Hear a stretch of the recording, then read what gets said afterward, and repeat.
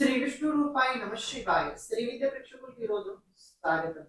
మీరు సాధారణంగా కొన్ని విషయాలు కనుక మీరు పరిశీలించినట్లయితే మన కుటుంబం లోపల జరిగే కొన్ని విషయాలు కనుక మీరు చూసుకున్నట్లయితే ఒక వ్యక్తికి ఎప్పుడు సంబంధం అంత అన్యోన్యంగా కనిపించదు. ఒక వ్యక్తికి మరొక వ్యక్తికి సంబంధం అంత అన్యోన్యంగా కనిపించదు. ఎందుకు అలా కనిపించదు? దాని వెనకాల కారణం ఏదైతే ఉందా అంటే తప్పకుండా ఉంది. తప్పకుండా దాని వెనకాల ఏదో కారణాలు చాలానే ఉంటాయి.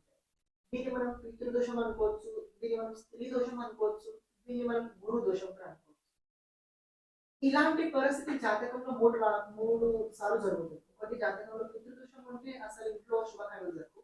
రెండోది గురు చాండాల యోగం అంటే రాహు దేవుడు బృహస్పతి జాతకంలో సంయోగం ఉంటే మీరు ఇంట్లో ఉంటే ఏదో ఒక రకమైన కాస్త ఇంట్లో కాస్త ప్రాబ్లం ప్రాక్టికల్ గానే వేరేలా ఉంటుంది. స్త్రీ దోషం అంటే ఇది కాస్త విచిత్రంగానే ఉంటుంది. ఇంట్లో నుంచి బయటైతే చాలా బాగుంటారు, ఇంట్లో కాస్త